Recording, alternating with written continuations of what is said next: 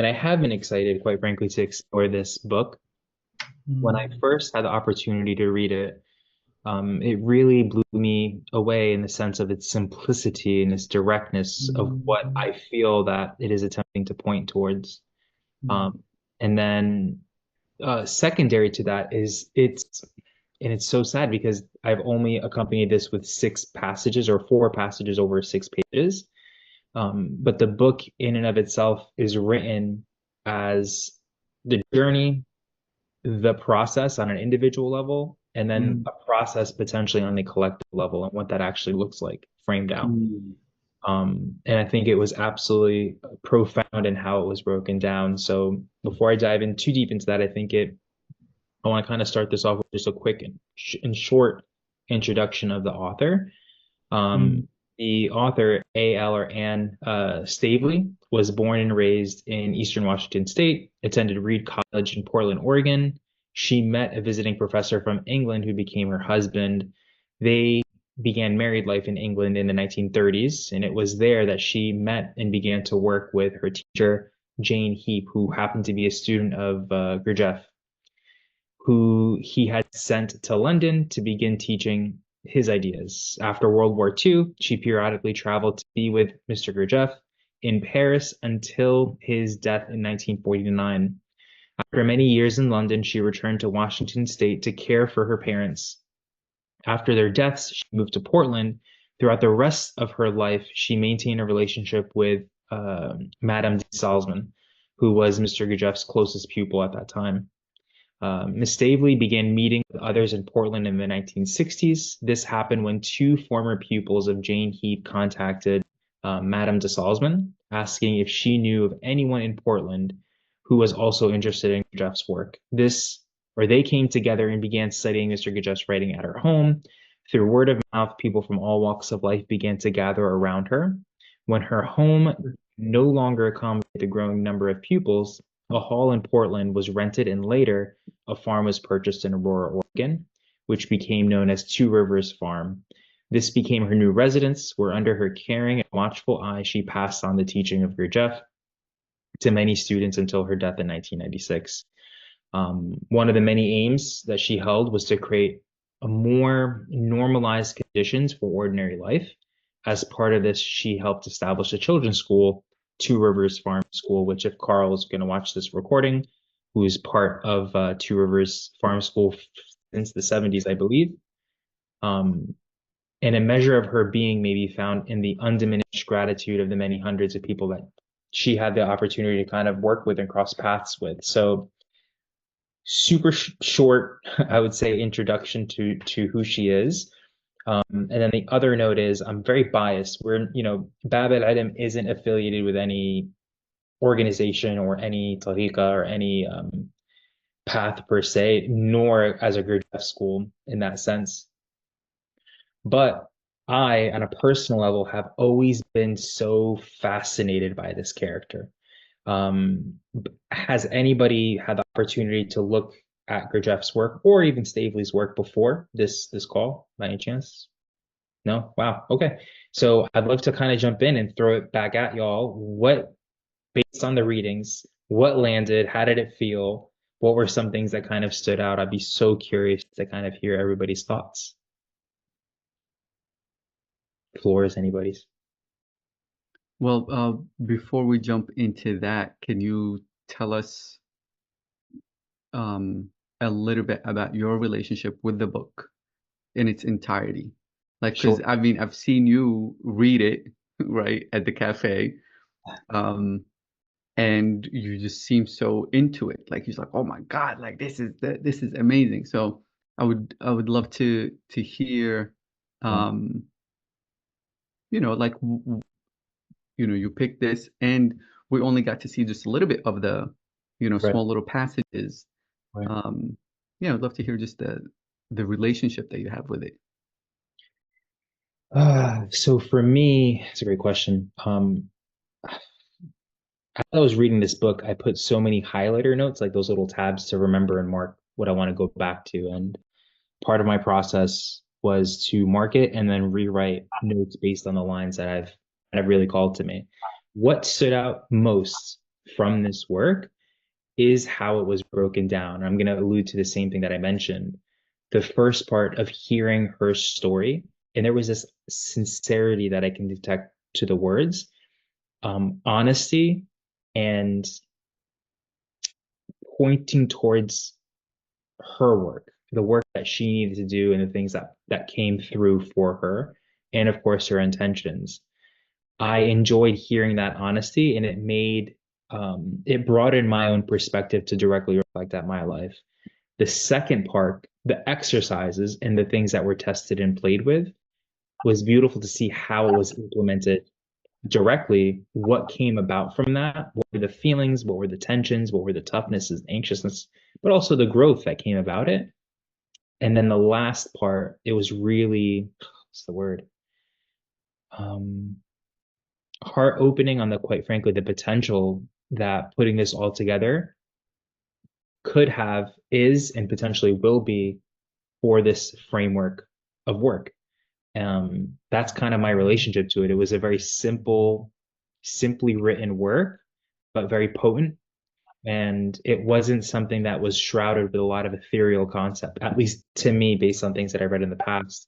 It was very simple, very honorable, very clear in the wording for me. And that just kind of opened me up in such a profound way, which I loved. Yeah, great question. That's my relationship to it. And probably, in that note, in the line of work, lowercase career vocation that I'm in, there's this level of charm with being able to explain and express things in a level of simplicity and to pass that on. Now more than ever, I feel like it's a very powerful way and a powerful tool. Now more than ever, because this is the only time that I've lived in, so now more than ever. But I can see how easy and valuable of a gold mine it is to be able to pass something with a level of simplicity and wording in short. So that's my attraction to this specific work. Anything else that I'm missing? Uh, the the book itself really did serve like a mirror for me. And I'm still always viewing myself and still looking and examining myself. A lot of times in my past encounters with books from the fourth way or Gurdjieff's philosophy and orientation, which absolutely fascinate me, more times than once, it usually makes me feel uncomfortable. It makes me feel uneasy. It makes me feel very uh, challenged with a lot of things that I'm going through on an internal level. So I'm really drawn to that capacity of that work because it feels like, and it always has, drew out a lot of things for me. So that's the answer to that question. Mixed bag. But a lot of people saw me Can read I, this book at a coffee shop. So it's literally on the top shelf, just like hammered away with notes. But yeah, go ahead, David. was there some like level of significance like in the little thing you shared on the WhatsApp? You talked about you were working in the library of a kaiju center, I believe. Oh yeah, great question. That a long time ago, I had the opportunity. And Osama and Antwan came with me once to the farm that I was pretty much frequenting. I don't know if you both remember that experience. I remember Antwan walking in the hills at one point and just having to leave to mystical experience nonetheless, or maybe an imagined fantasy. But I want to point to a mystical experience, and that could be another conversation. There is some correlation to it. The first time that I heard about Gurdjieff was actually through the person on that farm. And then later on, I found another book, or the same book that I actually got gifted. And then I just never opened it until that time. It was a different book. It was by a woman named Kathleen Riordan Spieth, called The Gurdjieff Work. And I remember reading that book, and my wife was absolutely worried about me. She was very concerned just because it was just, I felt absolutely dark after reading that book because I felt for me that it was a mirror reflecting a lot of things that I was completely avoidant in looking at. And uh, that was my process with it. That doesn't mean everybody's going to have the same reaction, but it was certainly very revealing. And again, very simple. It wasn't very, very complex in the metaphysical sense or philosophical sense. I enjoyed how precise it pierced through. And funny enough that you mentioned that farm, um, people described Stavely, and this is fast forward to reading this book, as three things: loving, grateful, and fierce. There's this, or compassionate and fierce. And there's something in that approach that I do enjoy. Yeah. Great question, Mel. Yeah. Brought me back. So I'd love to hear everybody's thoughts on what this is or what came up for you. It was an experience reading it. If I may share, so I read it the moment you released it. I read it, took a lot of notes on it, kind of like writing all over. Um, it's like I divided into two parts, and I tried to reread it again today to really understand why I divided it into two parts. The first part, um, my biases really kind of came out, and I had some struggles with it, and I know it's sort of like institutionalized biases that I have. So I found myself sort of just asking questions to a lot of her statements, but these questions were really framed in a particular philosophical doctrine, which, and that's why I asked you about, is it significant that you mentioned being in a Kardyu center? Because most of my training at this point is in Nyingma Tibetan Buddhism, so not so different from the Kagyu. And I have plenty of issues with with doctrine in either of those schools. And so it's been really interesting to see. I think I studied Sufism a lot, like many years ago, like 20 years ago probably. And then at a certain point, life just kind of took me in a different direction. Um, and at a certain point, some little seeds started dropping my way, and I started sort of coming back into it. There's this Greek guy. He's American, but he's of Greek heritage. He just recently wrote a book on the Malamatiya, and he talks a lot about Gurdjieff in there in a very negative way, I would say, because his whole thing was kind of looking at. I'm sorry if this is long-winded. There's a point. Um, he was kind of talking about the way in which Sufism came into the West and sort of the really good parts about that, but then the parts of it that kind of became sort of new agey or cultic within certain circles, etc. I don't think he was trying to put that on Gurdjieff. His critique of Gurdjieff was like, I'm not really sure he got the whole package. But there's no like evidence there, right? So it was kind of like questioning process. But it interested me enough to be like, I want to know more about this guy. Like what, very few people were just sort of walking off to the east and being able to talk to people and communicate and learn at that time. And here's this guy, and he had quite an influence on a lot of people. If you just go to Amazon and put his name in, so many people have written books about him. So there's this like,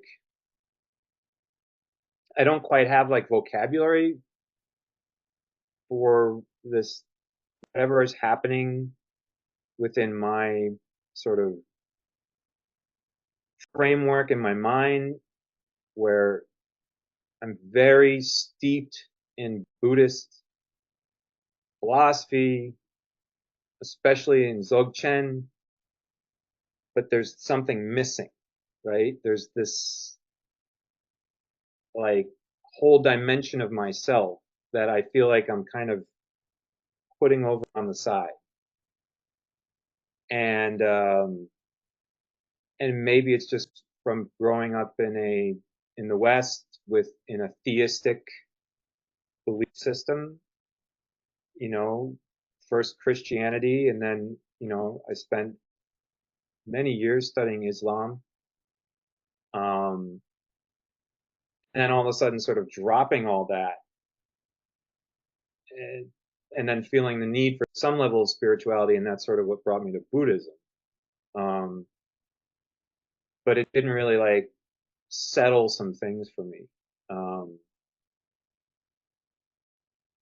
and so I think the way she writes, I was having trouble because she's very like kind of coming off from the heart, and she's not thinking about, okay, this line here, is this going to sort of create a problem when I say this other thing down here, where there's like, it feels like, I don't want to say a disconnect, but like, I'm not sure I understand the way in which she defines things sometimes. So the first reading I had, I was like, what?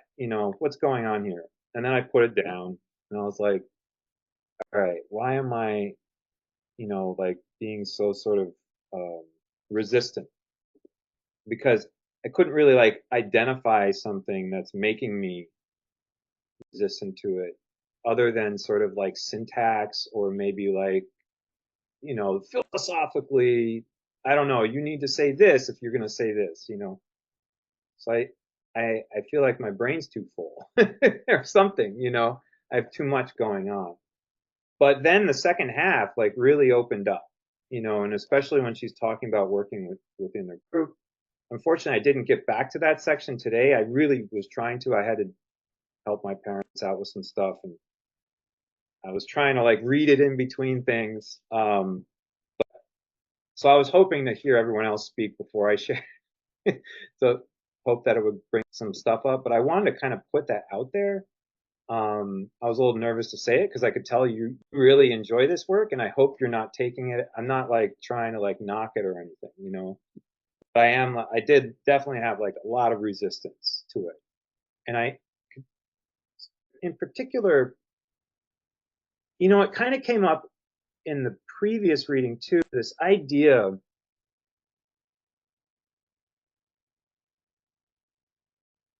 I'm not sure about this, and I don't know where I stand on it, but this idea of constraint being absolutely sort of like necessary for progress to happen. And I just worry about, I see within myself where I have applied that in very unhealthy ways, in ways that set me back rather than brought me forward, you know? And like the idea from like, you know, uh, Hindu traditions, like tapas, what they call like, really like something that's like sort of creating so much tension, like holding yourself in a certain posture for a very, very long time, way past the point of like being able to deal with it, or starving yourself or whatever it is, or like these these really intense things that people put themselves through in order to sort of like break through and get this level of clarity. And I think that I was really wired in that way for a long time, especially with very Catholic background. Guilt is just hammered in at all turns. Um, and my parents both became Unitarians, but still that Catholicism was like really just there, like just that guilt part. Not much about the love. um, and so I think that has kind of become like a lifelong sort of like balancing act of like, okay, I gotta, really just drill in and like get to the meat of it. And then it's like, what am I doing to myself? And it's like recently, as I been sort of studying Dzogchen, and now there's something I'm going to have to say about this before I. So within Dzogchen, the idea is just completely relax, no goals, no. In the meditation, they say it's not meditation. You don't meditate. There's nothing to focus on, not the breath, not a point on the wall, nothing. It's just like complete. Can you do that? It's very hard to just completely relax and just be totally open.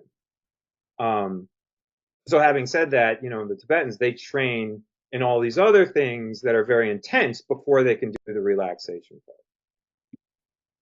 So that's a little bit of a caveat I want to say, but I've been kind of working on that aspect where it's like this, okay, now it's stop trying to count the mantras, stop worrying about how much, you've done this or said this prayer or or stop knocking yourself down for like having this bad thought in your mind. Just look at it, look at its nature, and allow it to just dissolve and let go. And so it was really interesting. So I've been in that place, working in that place for some time, and to see this, I had this almost like reflexive reaction to it, where it was like this constraining, like the eggshell, like that's the only, that's what everything goes through as it grows. Although I have a little bit of an argument with, she may have addressed there, I'm not quite sure, maybe you can clarify it for me, because she makes this comparison between humans and nature, whereas humans are kind of like doing it, like we're like thinking about it, whereas everything else in nature is just sort of like just following the lead. And I believe there's a quote in the Quran that basically says that, right? Where it's like, oh, I'm trying to think. Yeah, it's like all of nature is naturally Islam. It's humans that have to make the choice, Right. right? To Right. look to God and to try and follow. And so I've been thinking about that a lot over the past couple of years. Like watching my cat, animals outside, yeah, they just do their thing. They just sort of like know how to exist and coexist. I mean, they're not like exploiting the environment. They're not, there's not all of a sudden like an explosion of fox just mooching off of everything, like they all sort of have this natural flow. Whereas humans, we have all this control. We have all this ability to manipulate and do all this stuff. Um, so the metaphor of the egg, I felt like it didn't work for a human situation. So I was just kind of hoping for maybe clarity on that, or what your thoughts are with regards to the sort of the process that humans do versus the rest of nature. I didn't really like fully understand what she was trying to get across in the article with regards to that. Sorry, I said a lot. Thank you for expressing all that, and a lot of it I'd was say that was the most salient thing, though, was just this dichotomy between humans and the rest of nature. sure. The Such a beautiful expression, and the one thing that I want to make sure to state is what was shared were passages out of order. So I feel like the context of reading the book from the beginning to the end will probably, albeit a little bit more clarify, but not maybe fully answer that, unless you know the individual per se. But the one thing that came up for me as you're expressing that, at least the process of being human, what does it entail to be human? There is a saying directly from a book written by a fellow named Anderson, which was a journal, I think, of their experience with Gurdjieff, and it was a direct statement. It said, "I cannot develop you. I can create conditions in which you can develop yourselves." Humans have this way of really putting each other in interesting, fascinating conditions, whether it could be a plethora of things on that. And the more that we're maybe cognizant to that process of seeing how this is making me feel is a process in itself. Maybe that is our nature. So I can't answer directly to that question. I'm not, I don't know the answer to that question, but for some reason, that's the first thing that came up for me of, of maybe witnessing attentively to what a human's process could be through the lens of the fourth way, through the lens of this system and this approach. The other thing is this system also pointing towards the fact that we need a teacher or to identify what this teacher figure is. It's very dominant in there. But then when I looked through journals of a lot of people's interactions with Gurdjieff, a lot of it is pointing towards this development of one's own inner authority and the conditions that this individual is putting another person through is to become more refined and more refined and more refined to letting them go. And that's just the process that it's been. But I wasn't there, I wasn't around to know.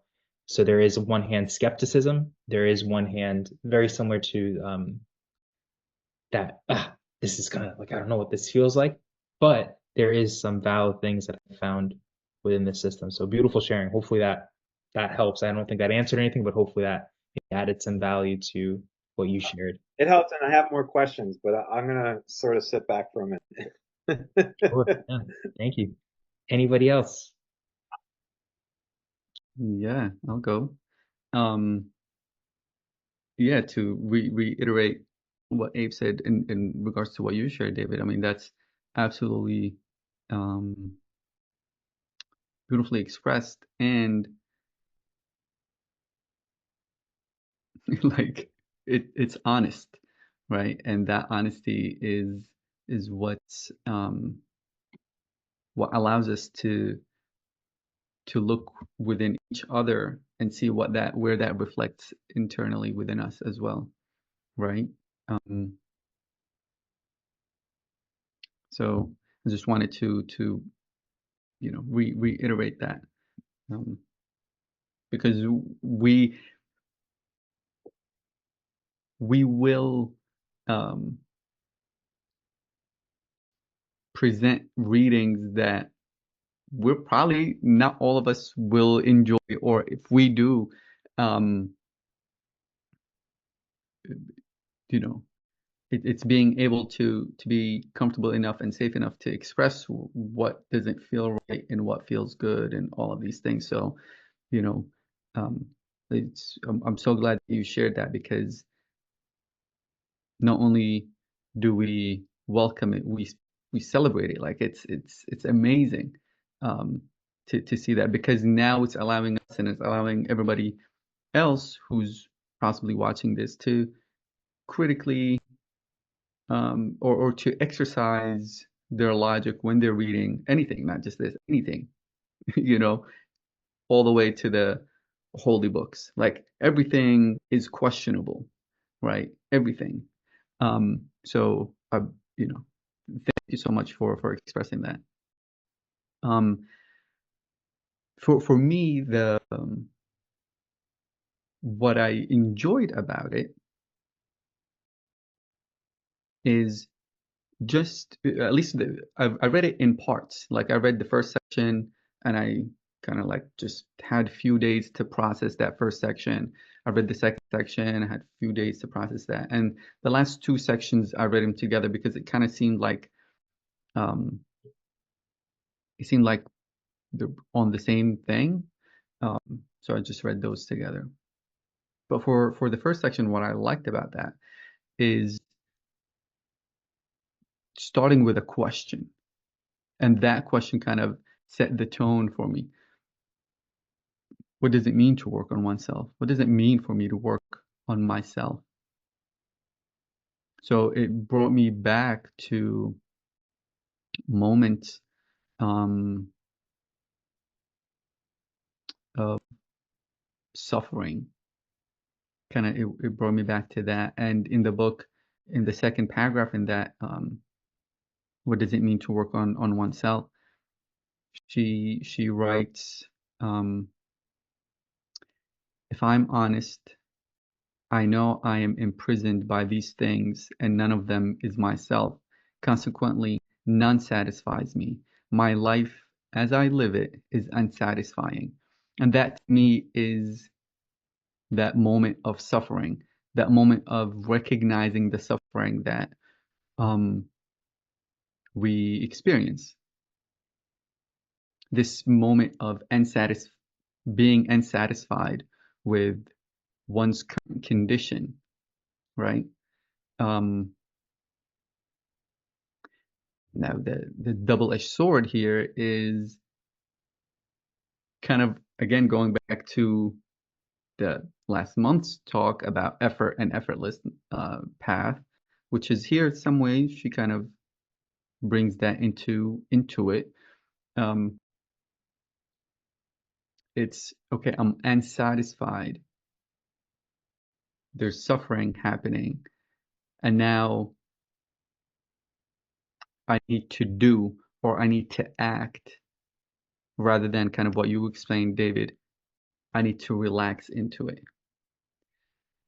And there's a difference for me experiencing both of these things, to act into, not into actually, act against the suffering, or act against the incompleteness, as she said it somewhere else in the book, where she writes, but I actually am incomplete, right? So all of these things that she's looking within herself, saying like, kind of like, I'm not good enough, I'm not, I'm unsatisfied with my life, I'm suffering, um, and to act against that, meaning, okay, I'm going to do these things, these practices, in order to quote unquote complete myself. I'm going to do dhikr, I'm going to do meditation, I'm going to do fasting, I'm going to do yoga, I'm going to go to self-development seminars, I'm going to do all of these things to act against the suffering. Whereas this relaxing that you're talking about, David, is also an action, but it's slightly different kind of action. This level of relaxing and acceptance of the current situation rather than acting against it, which I feel somewhat she might have, like, shared bits and pieces of that. At least I got some of that. So,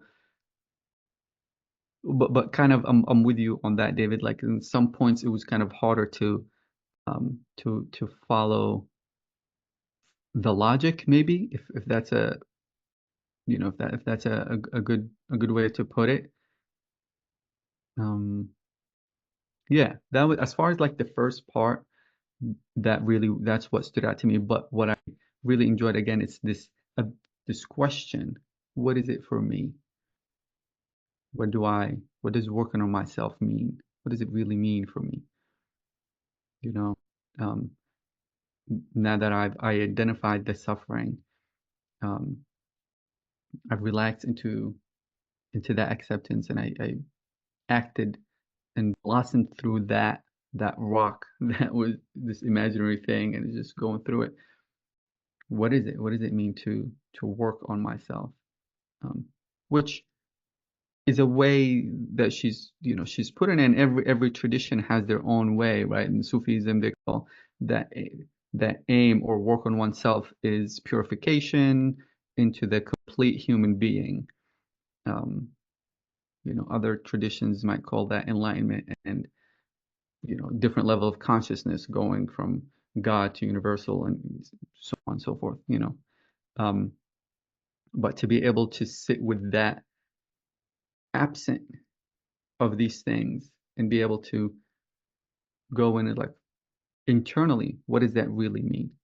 So I appreciated that, um that first part in it, for sure.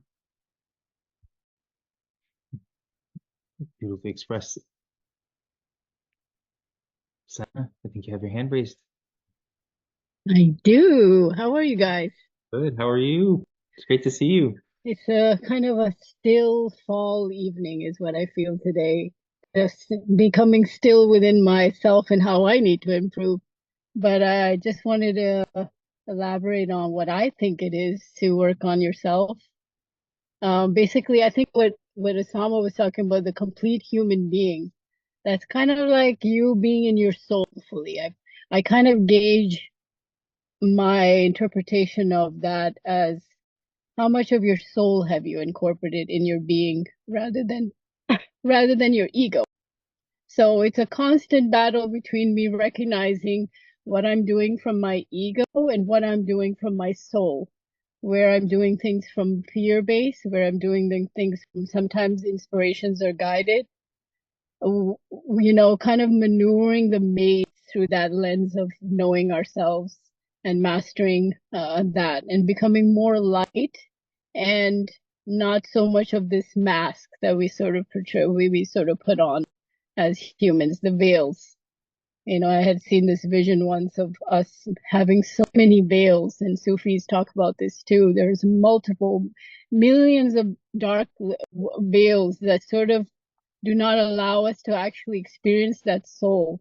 But I don't associate suffering with once you have tapped into that soul. And actually, I believe in every moment, no matter how chaotic it can get, you can tap into the soul of yourself, which will eradicate that suffering. The suffering actually is associated with the ego itself in every time. It's you associating with not being present with the moment and not seeing the wisdom in something, not accepting it a lot of times, not surrendering to it. If you were to kind of relax and surrender and see what the moment is presenting, the suffering actually goes away. So you could be, like Moses within a fire, in the midst of a fire, but you're completely protected. You're not getting burnt.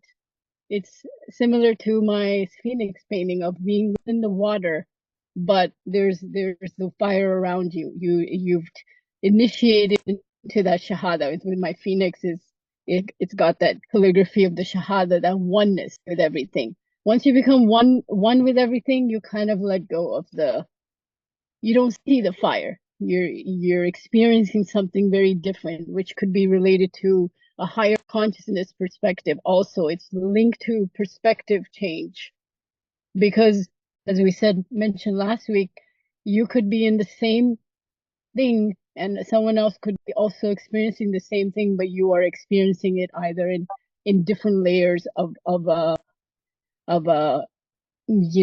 expression of good or bad. So that's all relative to you in the end of the day. So yeah, kind of bringing that power back when we're kind of working ourselves to become aware of that we have more power than we think we do in mastering these things and becoming more light, and becoming more soul, whatever that means. Because that was a big distinction I had to make, awakening in my journey. And I'm someone who's followed a guide all my life. I've maneuvered the maze through the guide, and it sometimes can get very convoluted, very confusing what to do next, because the purpose of a guide is to kind of show you where your blind spots are, because you are just this body. You don't actually know, even if you do muraqabah or you do meditation on what you need improvement on, a lot of times you're not going to be able to recognize it. That's where the more higher guide comes in to show you. And a lot of times, in my experience, it's your own higher guide. After a while, you actually let go of an actual Santa Claus guide, which I had, and you embrace yeah, my guide actually looked like Santa Claus. You embrace the higher guide within you. Like I started getting inspirations from and getting decipherings between, oh, this is my ego self and this is my higher guidance. And the higher guidance is very clear. It comes in a very different way of inspiration. And I would kind of maneuver the maze through that, and see my own blind spots. But I oftentimes we are given other people as companions to kind of help us maneuver those ways we need to improve ourselves. And we can't recognize it a lot of times on our own. You know, so yeah, that's all I wanted to say. Beautiful expression and beautiful share. Before I pass the baton, the baton to Antwan, next to express something to add to that point. And I'm connecting it to what I heard you express, Osama, and David too. Um, in another work, also talking about Gurdjieff and this process of the fourth way, which was a term that was coined through Gurdjieff. And when I say the fourth way, do you all have you heard of that terminology used in this context? No, the fourth way, it's make sure I wrote it down here. They basically refer to it as a unique path to spiritual development. It integrates aspects of three traditional paths. So one would be the way of the fakir, physical discipline, the way of the monk, emotional devotion, and the way of the yogi, intellectual pursuit. The fourth way of what Gurdjieff was attempting to point at was a distinct approach, in essence, where it's incorporating integration, everyday life practices, awareness and presence, effort and help, systemless, to encourage balance and a dynamic process of inner work suitable for modern life, where somebody doesn't need to withdraw from the world to evolve, to know themselves or refine that. The other thing that I heard Senna you say in a journal by another Anne, her name was Anne Hewitt. Uh, it's basically just an interaction of her with Gurdjieff, her teacher at that time, in Paris. And one day they were all sitting at a coffee shop because he would sit at a coffee shop for hours, like 3 hours, 2 hours, and just sitting and talking amongst people and listening. One day there was a man who came there to understand what they were doing. Is this a bunch of hocus pocus? What is this fantasy work that these individuals are doing? And everybody was trying to explain what the work was in their own context. And then Gurdjieff looked at the individual and said, he was wearing a hat, an old military hat. And he said, how would you know if the hat on your head is crooked? And he said, oh, look in a mirror. And he's like, this is what we do. We are trying to refine ourselves and clean ourselves up, polish ourselves to be the mirror for each other. Absolutely can be taken out of context from control, systems, rigidity, cultishness. I acknowledge that fully. And then there's another thing, and I'm going to point this back to what I believe that I heard. A saying of Gurdjieff was, truth needs no thinning down and dilution. It needs nothing at all except to be left alone. And in that effortlessness, what I feel that this is pointing to is what's required to understand the aspects of ourselves or chisel away the things that we are not. And to understand them, not to negate them, hate them, wrong them, or right them, to understand them. And through that understanding, there's this level of possibility of understanding and coming close to truth on that level, whatever that may look like. But what do I know? Antwan.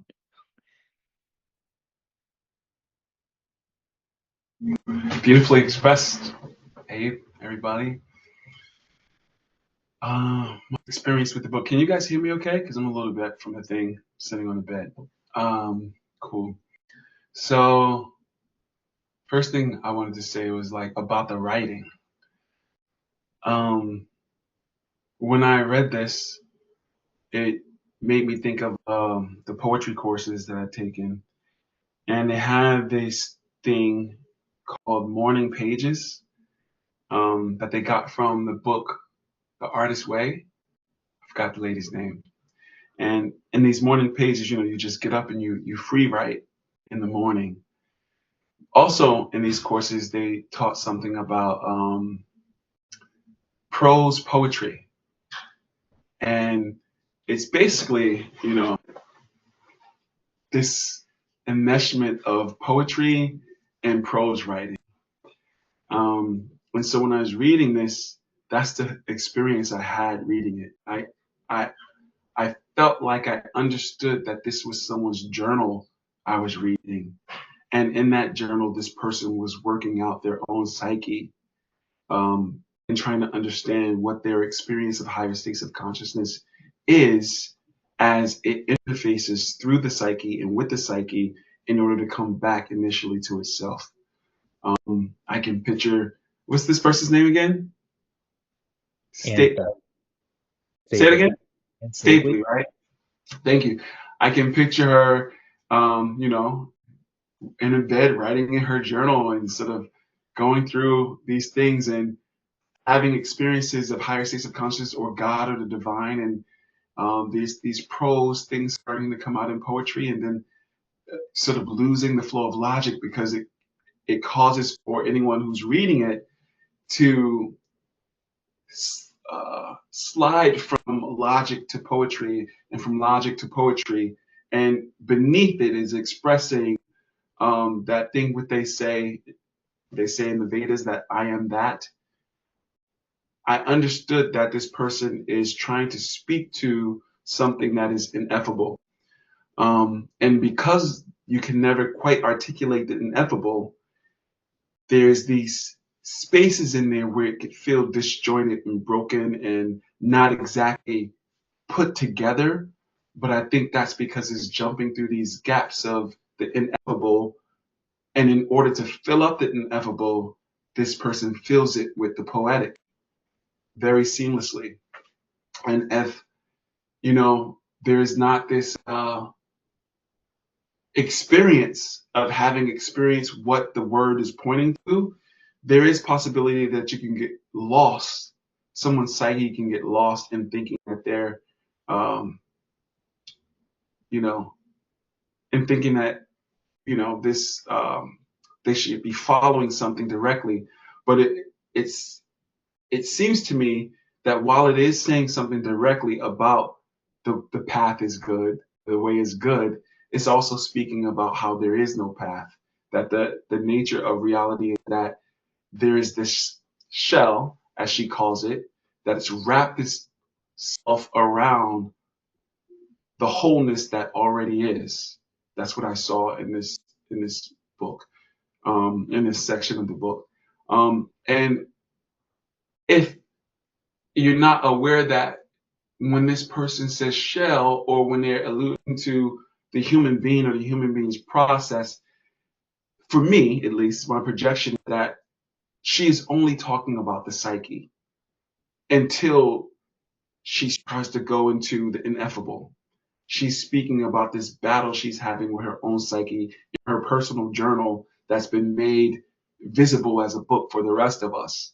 And with the concepts that she got from Gurdjieff and stuff like that. That's what I saw. And so to speak to what I'm speaking to, I wanted to read a passage from it. For me, it's on page 3 at the bottom. And it says, the shell or mechanical life. There is where I interpret or I project, she's speaking about the psyche. That the human being is so attached to. Kind of like we were speaking about David, and we speaking to with David earlier about how, kids, when they grow up, they're wide open. Or when they're little, they're wide open. But as they get older, it's like this thing, this psyche wraps around them based on the conditioning and the projections that they got growing up, that they made meaning of or that happened to them, and it's creating this psyche that's wrapping around this wide openness of the divine and the newness, the alert novelty. So she speaks, this shell or mechanical life has to be broken. If the feeble embryo is to continue to develop, it vacillates between fearful apprehension and eager exhilaration. The wayside is covered with the corpses of embryos that have made it to this point but go no further. The wish to become was less or equal in strength to the wish to be safe. Still, there are a few who continue in the process of becoming and being and begin to ask, how can I escape from this prison, the prison that is myself? Myself, not talking about really the human being, but again, it's pointing to the psyche, it's pointing to this back and forth battle we have with, similar to what Sana was saying about this ego self, or this small s self. as she goes on to say, as the dream that one already am, what I could be no longer satisfies. The prison becomes less and less endurable, and it becomes more difficult to deceive myself. There's this tearing apart, right? Like when someone begins to transcend their ego or their smaller self, or let's say, you can say it in other terms, mature that ego self, expand it, the cosmic ego, there's this battle that the psyche or nefs go through where it wants to hold on to this avatar, to this body. It's been loving running around from this emotion to that emotion, from this thought to that thought. But the more and more you have this relationship with your intimate, most essential self, the more and more that psyche is pissed because it's having to break and grow. You know, people go through this whether they're transcending through meditation or whether they're, you know, finding it through, you know, those other people who do other things for transcendence or for finding their way through whatever doctrine they're studying. Eventually, it's about this psyche self either being broken or maturing to a level where it can integrate with the divine, the true essence to what we are. And I feel like she's speaking to that to herself throughout this whole text in prose, and then where the ineffable cannot be articulated, it falls into sort of this poetic thing, creating these gaps in logic. But if you slip into poetic understanding, it's complete. I'll stop there. Wow, what a beautiful expression. Thank you for that. There's one line that I highlighted. And again, it's an interaction with Gurdjieff that's pointing to this poetic prose, Antwan, that I hear you pointing towards and expressing about. It's this. There exists a language of symbols or quasi-hieroglyphs, which it is possible to decipher, and if we can do so, we are enriched by the discovery of unlimited treasure otherwise unknown. The mystics knew that language. Poets real, poets like prophets, could penetrate to cosmic secrets, true ideas. When God could speak to a man, but that man had to be great himself to be able to hear and understand the spoken word of God, however they orient that. And the greatness is a refined process that we are all possible of. Like it's a possibility for all of us. There was a saying, and I'm gonna butcher it, but it was I'm trying to remember where I wrote it down because I don't know if it was within this context of this book or another book, but it was somebody interacting with Gurdjieff or Spensky, another one of his students, basically alluding to that this level of freedom or escape is available for everybody, but not everybody will get there. But it's available for us all. But it's a process. It's this process of it, and the process doesn't have to be like this. And that's the one thing that I personally truly appreciate about this work pertaining to Gurdjieff, that it wasn't as limited and constricted and contained. Students made it appear that way, but I feel like the person really viewed this moment and this moment alone. This is where this is. When I die, it dies with me. Keep evolving and making it your own process. So there's this simplicity to it. And I love that first thing that you talked about, David, with Antwan, when you guys were talking about new experiences and kids having these light bulb moments. He also said that learning is a lost skill that must be relearned. And whenever he would work with groups, he would sit children in the front and adults in the back. And he said, the kids get it. They got it. They all understand it. And then later on, somebody asked him, hey, what do you teach? And he said, I wish you to know that when rain falls, streets are wet. Simple, honorable. Must be simple and honorable to the practicality of things in that sense. So hopefully that was of value. I would love to hear any other thoughts and any other expressions as well. I know we haven't heard from JH and Zindi, so where's anybody else's rebuttal too? Oh. Uh, yeah. Anybody who's jumping in, just raise your hand and jump in. As I talk about kind of, this second section. Um, I mean, throughout these first two sections specifically, I was, highlighting a lot of stuff, and um, which is some good, some kind of like on what David was saying, like questions, I guess, to what does she mean by certain stuff. But one of the things, as far in the second section, which is the part that Antwan just read the passage through about the shell and about this expansion, this developing the aim and allowing for the wish to also be heard. It reminded me of the Sufi saying, this prophetic saying, talking about the divine saying, "I was a hidden treasure, and I wished to be known. Therefore, I created in order to be known, or I loved to be known." And I highlighted that when she wrote, "Aim has to start with wish, with what you essentially wish to be."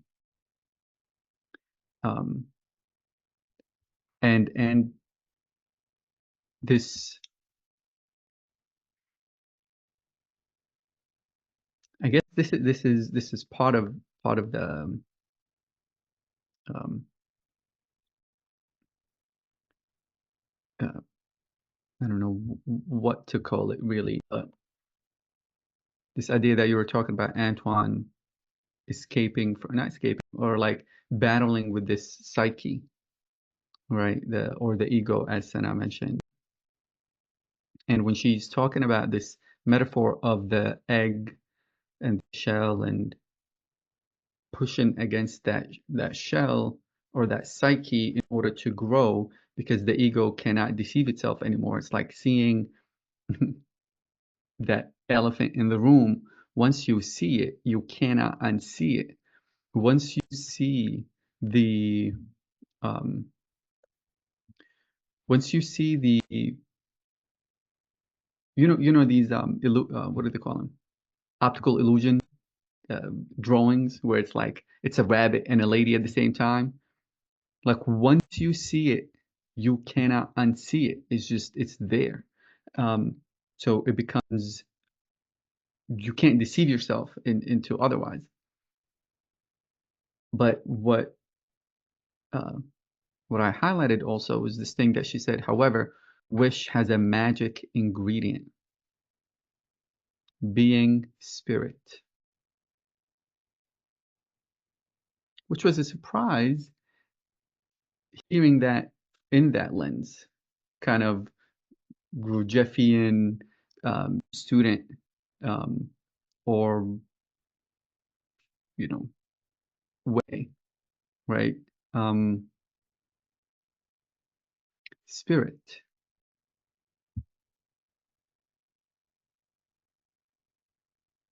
It's fascinating. And that's the thing of,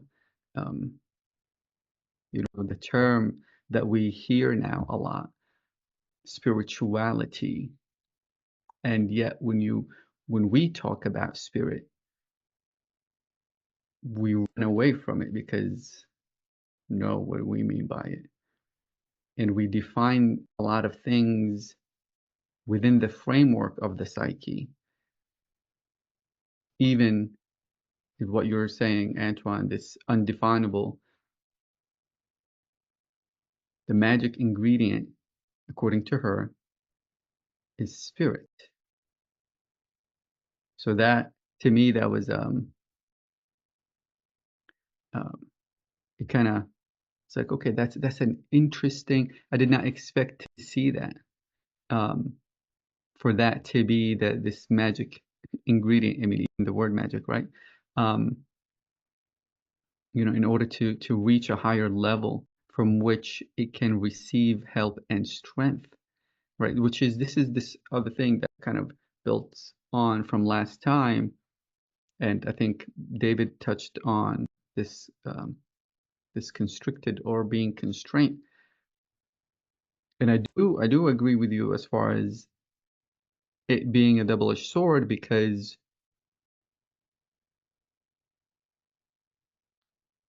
when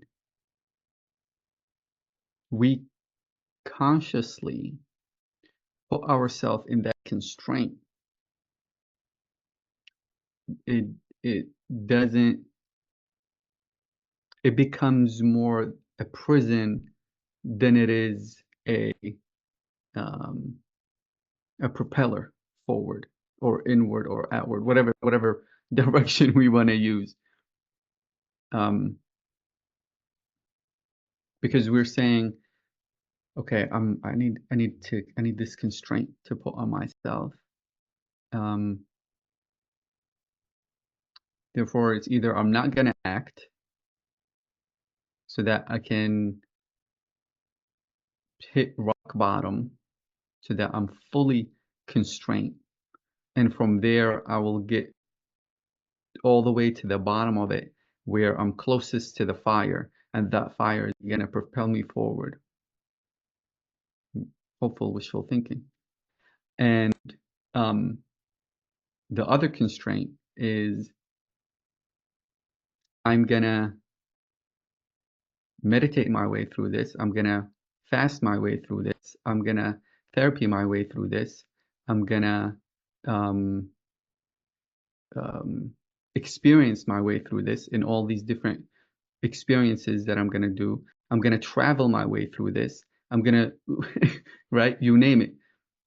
And it's pretty much just the same thing as the other one. It's just the flip side. It's just the flip side of it.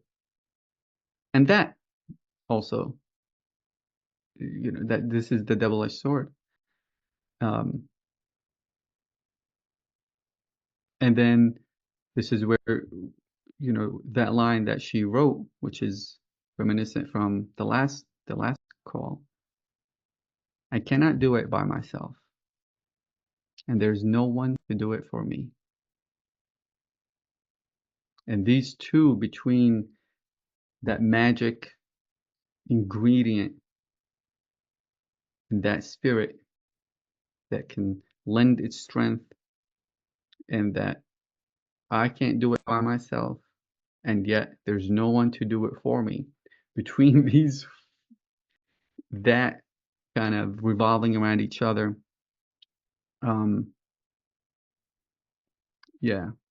that to me, in that particular part of it, this aim and wish, that really stood out. That was part of this, contemplating. It was a contemplating on those really those two sentences, honestly, out of the entire thing,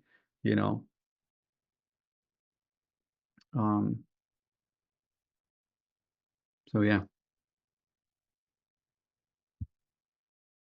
I definitely, oh, sorry, Ibrahim. No. I was gonna say thank you for sharing, Osama. Sorry. No, I just wanted to say definitely on what Osama said.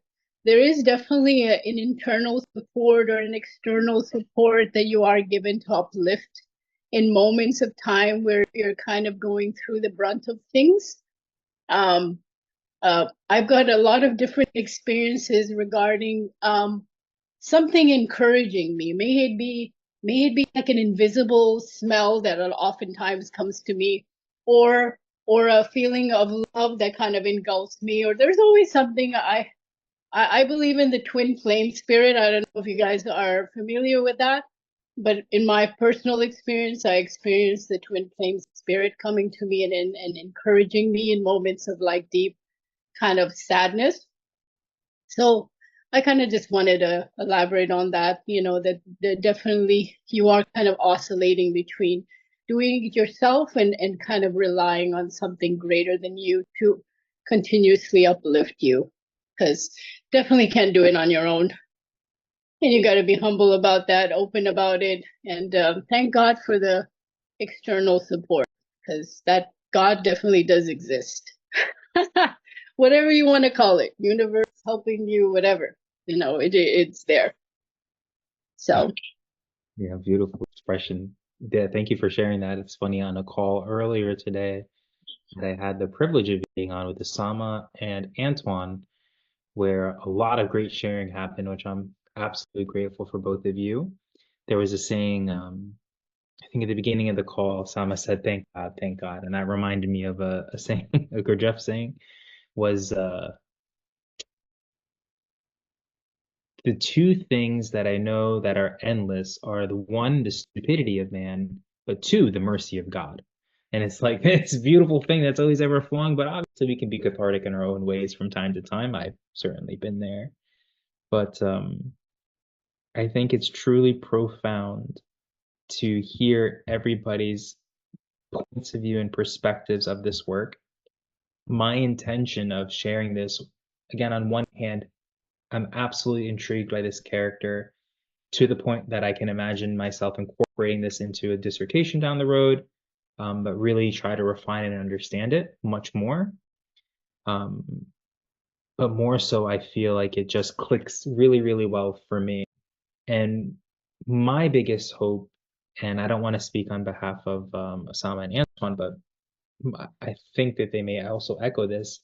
My biggest hope is with us sharing a lot of these books, a multitude and plethora of paths, is really just discovering what works for you and what works for you in the context of being cognizant, conscious, and awake, whatever that may look like. And the path, you know, choose whatever costume you want to wear. And as long as you're wearing that costume consciously, it'll truly be a powerful thing. And that doesn't dissipate the fact that it's not going to be difficult. In this book, in one of the passages, Anne says this saying, manure cannot ascend as long as it remains manure, but something growing can be fertilized by it. So how can the manure in me be changed into fertilizer? How can it be purified? So whatever process, system, costume, mask, or robe, or haircut, whatever you want to call it, works for you in that process of purification, if it's unconsciously, I feel like it may a lot to that, possibly. But I'm a flea on the donkey's ass, so I don't know exactly if that's the case, but I'm feeling and leaning more towards that analysis thus far in my walk of life. But ask me again in 20 years, and I may change that answer.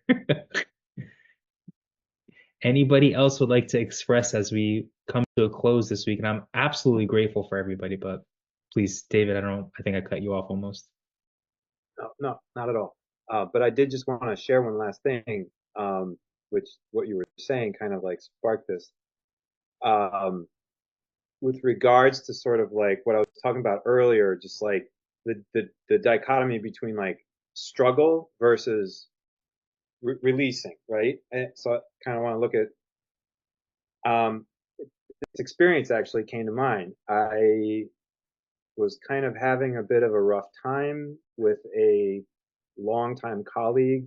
We sort of have hit an impasse in our professional relationship together, and he wasn't very mature about it and took it kind of public. I don't need to get into that, but it sort of set off a chain reaction in my mind, a lot of ruminating, stuff like that, you know? And so this particular line, which Osama, you just about said it, you said all the other words around it. Whichever way I stretch, I come up against the inflexible prison. And I wrote over on the side the regime of mind, because that came from this book I read a long time ago, this idea of the regime of mind. Not to say the ego, but sort of this stage in which the ego performs, right? The constraints that the ego feels it has to live within, right? So like I was saying before, what we do to our kids, right? We build this whole shell around their mind, all these little constraints that they have to abide by, right? Don't touch fire, that's going to hurt you. Don't jump off a 60-foot high roof, you know, all these things.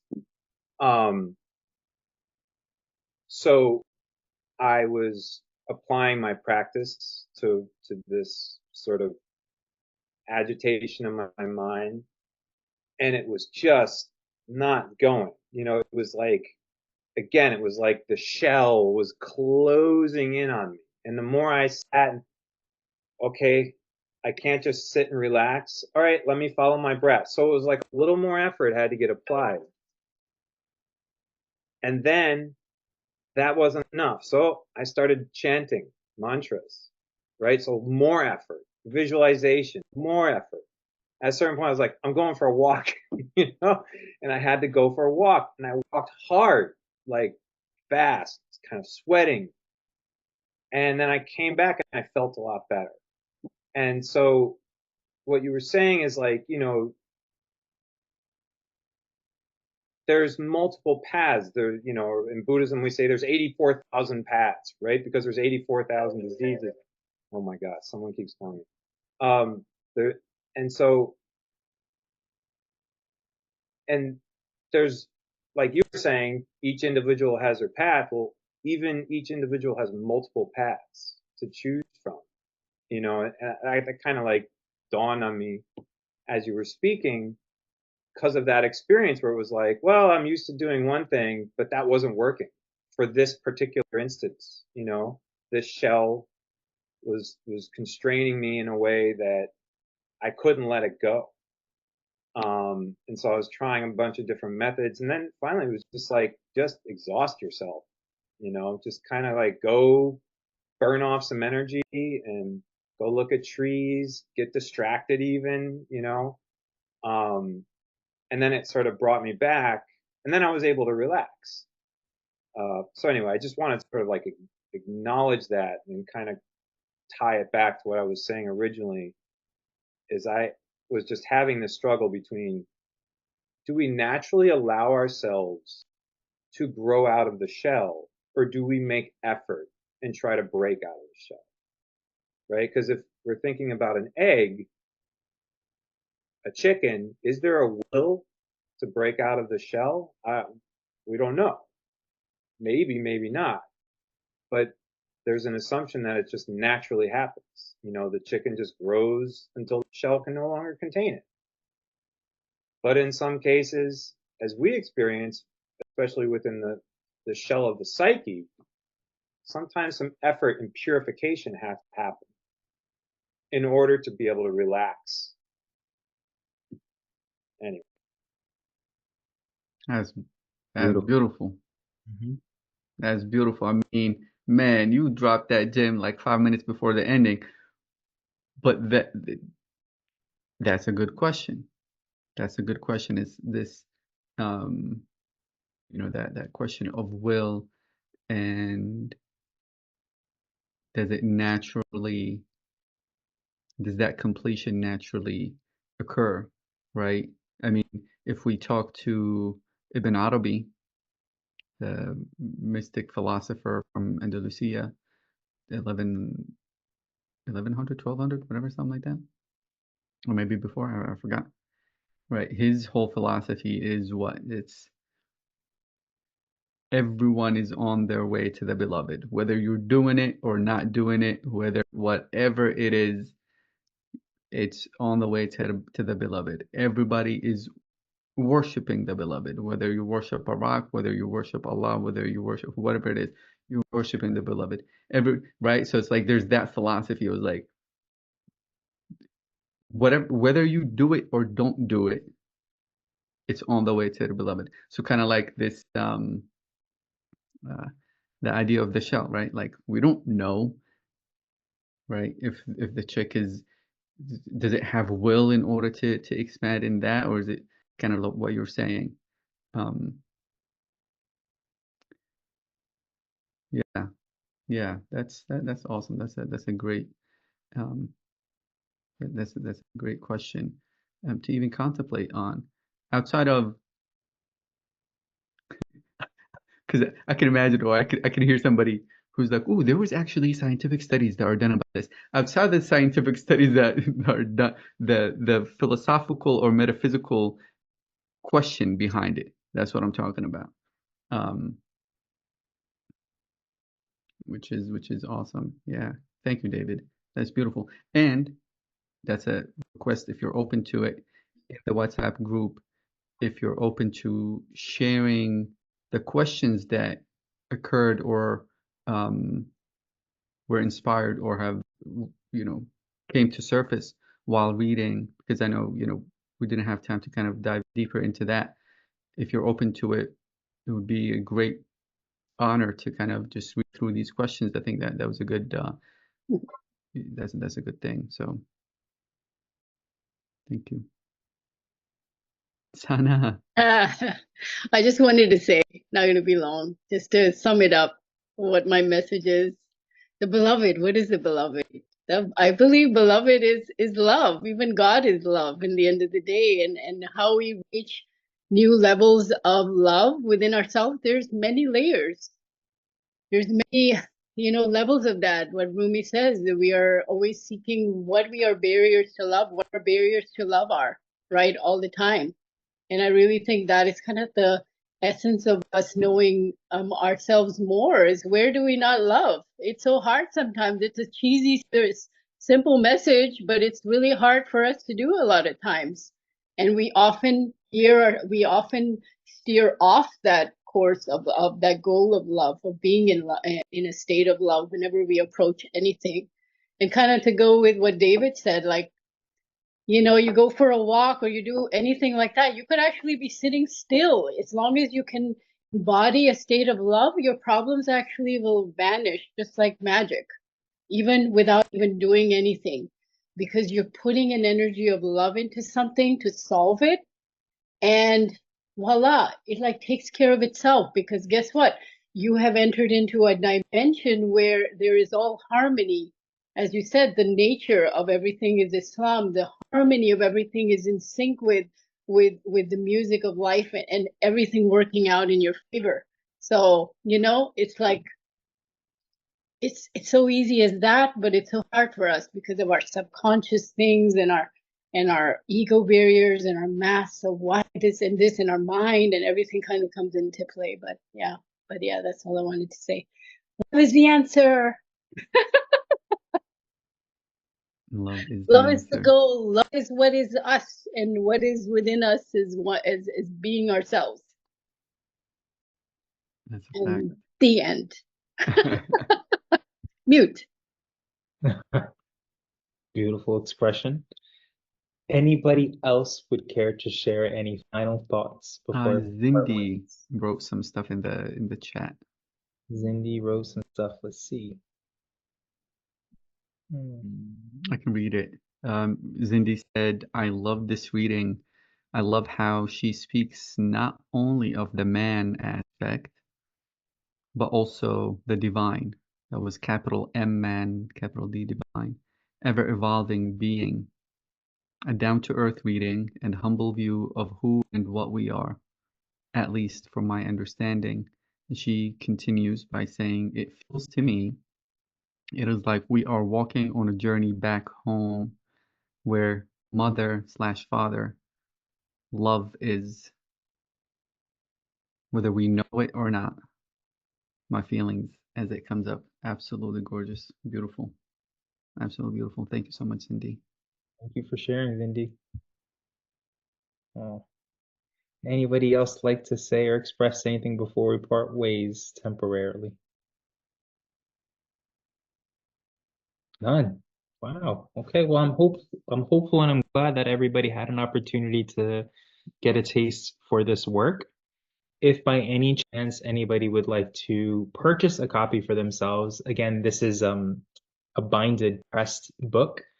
For the whole thing, you can feel free to look up Two Rivers Farms or just connect with us on the WhatsApp group. I'd be more than happy to send you their way.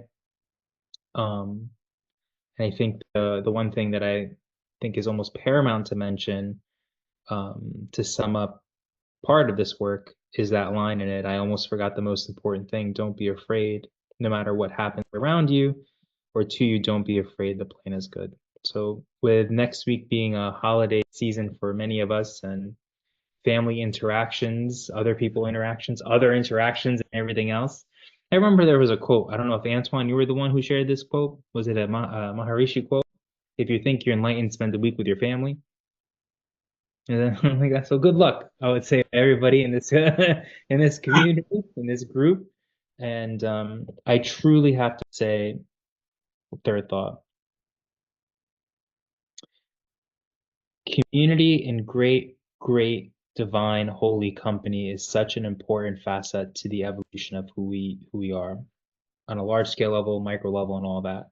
And it's truly and sincerely a wonderful opportunity to slowly get to know each of you as it pierces, gives me the space to grow on a personal level, and just shines a lot of avenues of things that I haven't been able to see. Similar to that story of Gurdjieff telling somebody, how do you know your hat's crooked? By you all sharing and sharing bits and pieces of yourself, it's truly an honor, and I hold it to the highest light, and I'm looking forward to seeing however this evolves, however this grows, throughout the process for each of us, whether we're temporary visitors or long-term guests of whatever this thing is. So I'm just excited, and it's truly a privilege and an honor. I say that with my heart to each and every single one of you, truly. So good luck next week. Embody the plan is good. All right. So next time we'll meet, Osama or one of us will share in the WhatsApp group. And also feel free in the WhatsApp community, anything that comes up, none of us know the answers, but it may be a great opportunity for all of us to kind of be of support in whatever capacity we can for each other. So that's something that I want to make sure that I do as well, on my own end. So yeah, appreciate all of your wisdom, everybody here in this group. What a community. So much love to y'all. See y'all later. See y'all. Sweet dreams. Much love.